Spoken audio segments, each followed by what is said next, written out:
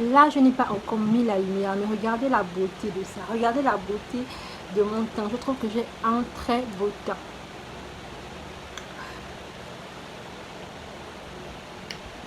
Je reçois plein de commentaires sur la transition, comment doit se passer la transition lorsqu'on arrête la dépigmentation. Parce qu'il y a beaucoup de personnes qui me disent, oui, elles n'ont pas retrouvé une bonne couleur de peau. Leur peau ne va pas bien et tout. Qu'est-ce qu'il y a lieu de faire? Quels sont les produits qu'il faut utiliser? Donc, je fais cette vidéo-là pour répondre à toutes ces questions-là. Il faut savoir qu'il y a 4 étapes, selon mon expérience, mais il y a 4 étapes que vous devez absolument, mais absolument respecter si vous voulez retrouver votre couleur de peau ou si vous voulez aussi que votre transition se passe bien. D'accord? Donc c'est parti, sans plus attendre, let's go. C'est joli, hein?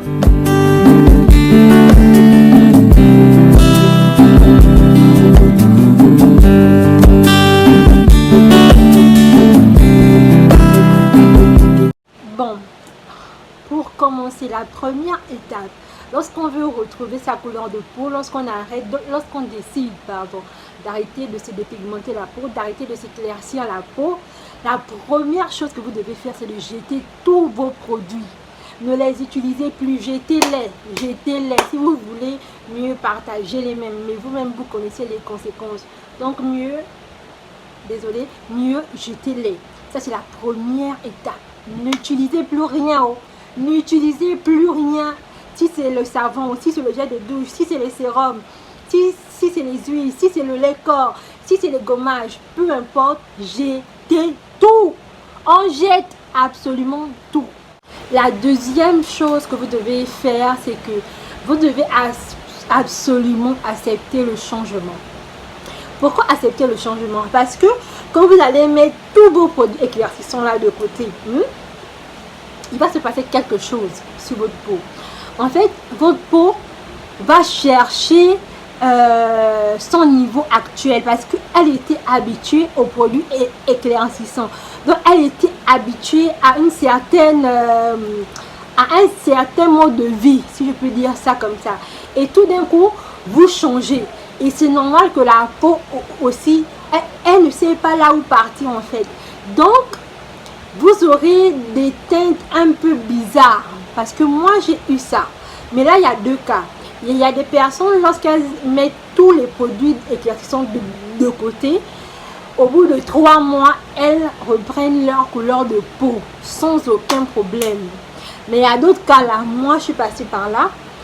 Pour retrouver ma couleur de peau, je suis passée par une phase où je ne me reconnaissais pas. Au moins je reprenais les produits éclaircissants parce que j'avais une couleur bizarre, pâle, bizarre en fait. Et je me disais, mais ça c'est quoi, Seigneur? J'ai mal fait d'arrêter le Kwanzaa. J'ai mal fait. Mais il faut ça, c'est normal.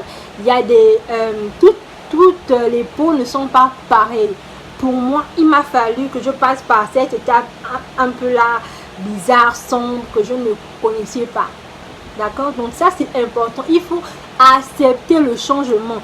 Accepter que soit vous allez au bout de 3 mois retrouver votre couleur de peau, soit la peau va être un peu alternée. Voilà, ça va aller un peu de saison à une autre. Mais au bout du compte, vous allez finir par avoir une carnation sur votre peau. Pas des couleurs différentes. Non, non, non, non. Vous aurez une carnation sur votre peau. Genre une couleur uniforme sur votre peau. D'accord? C'est très important. Ensuite, pour le troisième point, il faut savoir ce que vous allez mettre maintenant sur votre peau. Quand vous laissez les produits éclaircissants, là où beaucoup se trompent dans la transition, c'est que elles ont tellement peur du changement que je viens de parler, que, par exemple, elles utilisent un mixa. Mixa, c'est pas éclaircissant. Elles utilisent le mixa, par exemple, le lait corps, mais elles utilisent une savonnette éclaircissante. Oh non, c'est pour maintenir un peu. Maman, ça va pas marcher comme ça. Tu ne dois pas maintenir. Laissez. Si vous utilisez un lait neutre, utilisez tout de neutre. Pas de clarifiant. Même si c'est écrit clarifiant là, c'est pas bon. Pas de unifiant, c'est pas bon. Pas d'éclaircissant, c'est pas bon. pas de So White, teint clair, 2 jours propres et tout, la boujanaise, Caro White. On ne veut plus de tout ça, d'accord? N'utilisez rien d'éclaircissant, rien de dépigmentant. Maintenant, il faut savoir quoi mettre sur votre peau. Moi, je vous conseillerais d'aller voir un dermatologue parce que c'est ce que moi j'ai fait. Je suis allée me faire consulter, même si ma mère me disait, mais Ève, tu n'as pas besoin d'aller consulter. Prends juste le Maningou que je vais vous montrer dans cette vidéo là, l'huile, le Maningou, et tu frottes ça, voilà, et tu vas retrouver ta couleur de peau.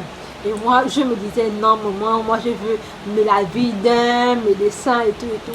Et elle me disait, mais quand tu as commencé là, tu as pris la vie d'un médecin. Utilisez des produits neutres, pas éclaircissants, pas de ça, savonnette neutre, les corps neutres, les lotions là, même les lotions neutres. N'utilisez plus rien d'éclaircissant, s'il vous plaît. Il faut vous cultiver. Il faut savoir qu'une peau qui a été dépigmentée, elle a besoin d'être réparée. Et on la répare avec des huiles. On la répare avec de l'hydratation, mais de l'hydratation approfondie. Il faut absolument mettre des huiles dans les corps. Ou bien si vous ne faites pas de mélange, vous prenez un peu la crème et vous mettez même une huile. Voilà, et vous mélangez et vous frottez. Maintenant, en 4e position, nous verrons lorsque vous avez les bases. Pour moi, les bases, lorsqu'on arrête la dépigmentation, c'est d'abord 2 choses. Les 2 choses qu'on utilise le plus, c'est le gel de douche ou bien la savonnette et le lait corps. Il y a 2 choses qu'on utilise le plus sur son corps.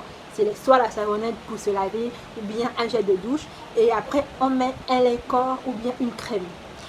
Lorsqu'on a les 2 bases, donc la savonnette et son lait corps, on ne va pas s'arrêter là. Qu'est-ce qu'on va faire? On va faire des gommages. Des gommages corporels. Il faut absolument que vous mettez des gommages corporels dans votre routine. Vous pouvez faire un gommage une fois par semaine, mais faites des gommages corporels, c'est bien pour la peau. Ça va permettre aussi de réparer l'épiderme. Et quand vous terminez de faire un gommage, vous vous lavez avec votre savon ou bien votre gel de douche pour bien enlever tous les résidus du gommage. Ensuite, vous prenez un lait corps, mais pas un lait corps simple, un lait corps que vous avez fait un peu vos micmac. Soit vous mettez un peu la crème et puis une huile, d'accord, et vous badigeonnez ça. Soit vous faites des préparations, comme je vais vous montrer dans la vidéo. Vous prenez un lait corps dans un récipient et vous rajoutez quelques autres huiles. Donc voici les 4 étapes que vous avez besoin pour retrouver votre couleur de peau, pour que votre transition se passe bien. Je vous parle de ça parce que moi-même, je suis passée par là en fait. Donc, sans plus attendre, je vous montre le tutoriel pour le numéro 4, bien sûr, comment faire un gommage corporel vous-même. Parce que les gommages industriels, parfois c'est bien, mais parfois aussi c'est nul, il faut se le dire, c'est nul. Et parfois c'est comme ça, mais ça coûte cher. Alors que si vous-même vous faites votre gommage, le résultat est le même en fait. Le résultat est vraiment le même. Donc je vais vous montrer comment faire un gommage corporel et comment lorsqu'on termine de faire le gommage, on utilise un savon ou bien un gel de douche neutre pour bien enlever le gommage en fait. Et ensuite on met un lait corps qu'on va bien sûr nourrir avec des huiles. Donc c'est parti, let's go. On commence avec le gommage corporel. Pour cela, j'ai pris l'huile du Maningou. Cette huile-là que vous voyez, c'est une huile qui est faite à base des noix des palmes en fait, concassées. C'est une huile qu'on trouve précisément au Gabon et cette huile, elle est tout simplement géniale. Elle est différente de l'huile de raffia que j'avais utilisée dans une précédente vidéo. L'huile de raffia est un peu plus lourde. Par contre, l'huile de Maningou est beaucoup plus légère au toucher. Donc voilà mes huiles, mais je ne vais pas utiliser l'huile de raffia. Nous allons utiliser le beurre de karité, bien évidemment pour son pouvoir nutritif, du sucre roux et aussi du sucre blanc pour bien exfolier notre peau. Voilà, on a aussi besoin de citron pour donner de l'éclat à la peau, de la vitamine E, pardon. Et aussi des gels. Et ça, c'est pas des gels éclaircissants, ce sont des gels juste pour parfumer comme ça. Des gels naturels, voilà. J'ai bien zoomé les écrits. C'est pas éclaircissant, c'est pas clarifiant, c'est pas unifiant, c'est juste des gels douche normal, typique. On ne veut rien de clarifiant comme celui-là. Faut surtout pas l'utiliser, surtout, mais surtout pas. On le laisse là où il est, on le jette, on ne l'utilise pas. D'accord? Clarifiant là, on ne veut pas du tout. Pour faire notre gommage du corps, on aura besoin de faire fondre du beurre de karité. Voilà, une fois ça commence à fondre, on va commencer le tutoriel. On va mettre le sucre d'abord roux dans un récipient. Forte quantité quand même parce que c'est au gommage du corps, on veut que ça prenne tout le corps. Et là, je vais venir mélanger les 2 gels de douche. Voilà, c'est les 2 gels de douche juste pour parfumer comme ça et puis pour laver aussi le corps. Et on vient remuer tout ça. Ensuite, je vais venir mettre le citron. Et comme j'étais au soleil, je vais venir mettre ma préparation à côté parce que le citron en contact du soleil, c'est vraiment, mais vraiment pas bon. Donc là, je mets mes 2 citrons. Le citron, c'est très bien parce que ça va booster votre peau. C'est pas pour devenir clair, c'est juste pour donner de l'éclat à la peau. C'est totalement différent. Notre huile de karité pour vraiment nourrir la peau, même si on l'exfolie, on la nourrit aussi pour ne pas agresser la peau. Et là, c'est maintenant le moment d'ajouter le sucre blanc en poudre. Et vous voyez la consistance, voilà. Donc c'est pas très liquide, c'est pas aussi très dur en fait. Ça doit être homogène au toucher. Là, je vais rajouter mes 2 capsules de vitamine E pour bien garder le produit. Voilà, pour qu'il n'y ait pas de bactéries par rapport au mélange qu'on a fait aussi. Pour mieux préserver l'état de notre peau, bien évidemment. Donc voici la consistance de notre gel, de notre gommage corporel, voudrais-je dire. Voici. Et là, sur une peau humide ou mouillée, on va commencer à faire le gommage. Là, ma jambe était humide. Je voulais vraiment bien vous montrer. On fait des mouvements circulaires. Là, ça va vite parce que j'ai mis le mode rapide. Mais normalement, c'est tout doucement en fait. Voilà. On prend bien le temps. Vu que le sucre exfolie bien la peau, donc pas besoin d'aller vite en fait. On prend tout son temps. Ensuite, on va venir rincer tout ça. Voilà, avec de l'eau. Et là, je vais venir utiliser mon savon de jour que je vous avais montré dans une précédente vidéo. Ou encore, vous utilisez une savonnette classique. Pas éclaircissante, pas clarifiante, pas unifiante. Une savonnette basique. Mais moi, j'ai pris ma savonnette de jour. Hein. Pour cette vidéo, j'ai pris ma savonnette. Donc, on vient bien rincer parce qu'on a utilisé du sucre. Même s'il y a du gel dedans, mais on vient encore bien s'assurer qu'il n'y ait plus de sucre sur notre peau. Donc, j'utilise ma savonnette. Voilà, et je viens encore rincer. Au toucher, c'est une dinguerie. Place au lait nutritif. C'est toujours un peu les mêmes éléments que nous allons utiliser. Voilà, de la vitamine E, de l'huile de maningou, un lait corps, voilà, et du beurre de karité. La vitamine E, c'est bien pour conserver toute la préparation qu'on va faire et ça va nous prévenir de toutes les petites imperfections. Le maningou, je sais même pas comment vous dire, c'est une pépite en fait, c'est une pépite. Et là, j'ai pris le lait VG Boom, c'est un lait apparemment bio, un lait adoucissant au beurre de karité.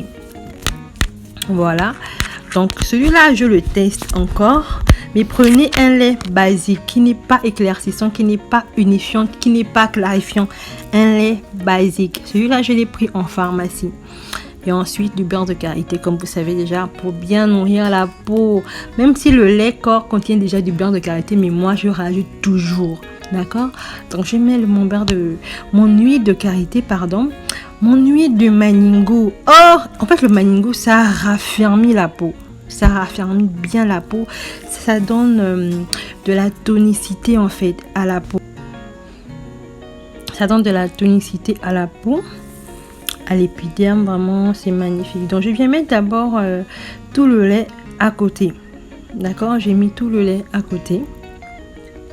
Et là, j'ai mis l'huile de karité et le maningo. D'accord. Ensuite, je vais venir mettre, je pense bien, mes 2 capsules de vitamine E. J'en ai mis juste 2. Voilà. Pourquoi je mélange l'huile et le lait? Parce que l'huile seule, quand vous l'appliquez sur la peau, ça va pas bien hydrater votre peau. Faut toujours mélanger l'huile et de l'eau. Et comme le lait corps contient de l'eau, c'est très bien. Donc j'ai mis toute l'huile dans la bouteille de lait, histoire que l'huile parte bien chercher le lait qui était à l'intérieur. Ensuite, j'ai pris le lait qui était à côté et je viens tout mélanger en fait. Tout mélanger. Ensuite, je vais tout remettre dans la bouteille, simplement. Voilà. Et là, on a un lait qui est nourrissant. Parce que le lait corps Végéboom contient déjà de l'eau, comme tous les laits corps d'ailleurs. Voilà. Et ensuite, on renferme.